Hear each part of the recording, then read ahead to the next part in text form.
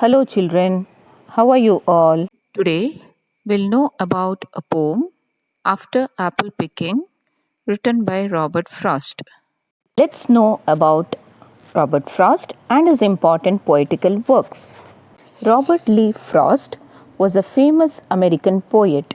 He dealt with themes from rural life in New England, USA, using the setting to examine complex social and philosophical issues.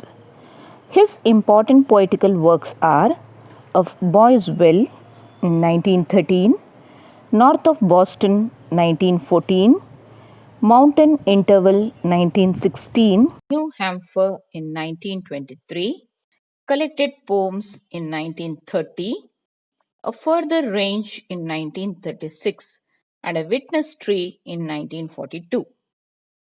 As a popular and oft quoted poet, Frost was honored with the prestigious Pulitzer Prize 4 times.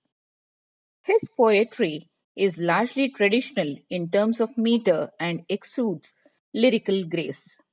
After Apple Picking, published in the collection North of Boston, is a well known poem on man's encounter with the natural world, probing the dilemma of his existence. Here, we have to note one thing, children. That is, After Apple Picking is the ninth poem in the book North of Boston. Here, the poet gives his reflections on boredom and drudgery in the aftermath of the task of picking apples. The work weary apple picker is unable to enjoy his life amid the pristine beauty of nature, trapped in the utilitarian ways of modern civilization. Composed in free verse, the poem is remarkable for its mood and intensity. It is also an antithesis of modern civilization, marked by the culture of excessive work for increasing material gain to no end. This poem is called to be a free verse poem, as it does not contain proper meter nor rhyme or rhyming scheme. In this poem, after apple picking, we can also notice the enjambment. Children, have you heard about the word enjambment? Or do you know what does it mean? Please note the first part of the poem, children. My long two-pointed ladder sticking through a tree-towered heaven still, and there's a barrel that I didn't fill beside it. And there may be 2 or 3 apples I didn't pick upon some bough. So here, notice the first line, children. My long two-pointed ladder sticking through a tree, towered heaven still. After that, you can notice there is a comma. And there's a barrel that I didn't fill beside it, comma. And there may be 2 or 3 apples I didn't pick upon some bough, full stop. So in the first line, we can notice that the process is not been ended, has been continued in the second line. Moving on to the third line, again the same thing. And there's a barrel that I didn't fill beside it. So here the process gets completed in the fourth line. And in the same fourth line, the next idea is being continued. That is, and there may be 2 or 3 apples I didn't pick upon some bough. This type of a process is called as enjambment. Did you understand, children? The theme of the poem is unfinished or unfulfilled desire.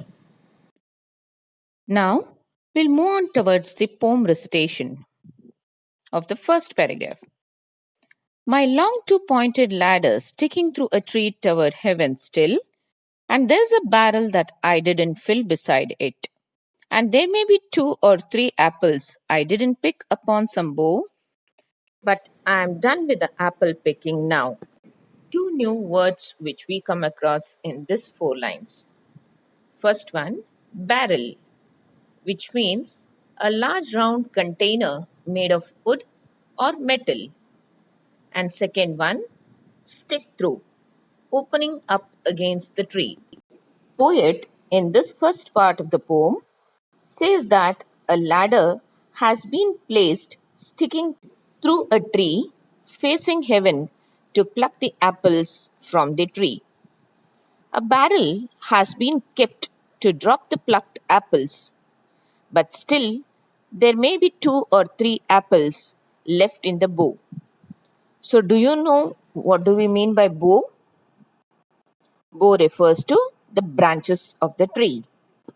But the poet is tired or feels that his work is done. Even then, two or three apples are remaining in the tree and regrets that he has not completed his work. Moving on to the next two lines of the poem, children. Essence of winter's sleep is on the night, the scent of apples I'm drowsing off. Here, the main essence for the poet is the scent of the apple, which he can never forget in his life. The poet feels the smell of the apple even while he is sleeping in winter. That shows how he had deeply involved in his work. He feels completely uncomfortable. Next few lines, children. I cannot rub the strangeness from my sight I got from looking through a pane of glass. I skimmed this morning from the drinking trough and held against the world of hoary grass. It melted and I let it fall and break, but I was well. We will know the meanings of the difficult words. Pane of glass refers to sheet of ice. Trough refers to a container where water is stored in field or orchard. Morning, when the poet gets up, he removes a substance floating on the surface of the liquid in trough, which is a sheet of ice.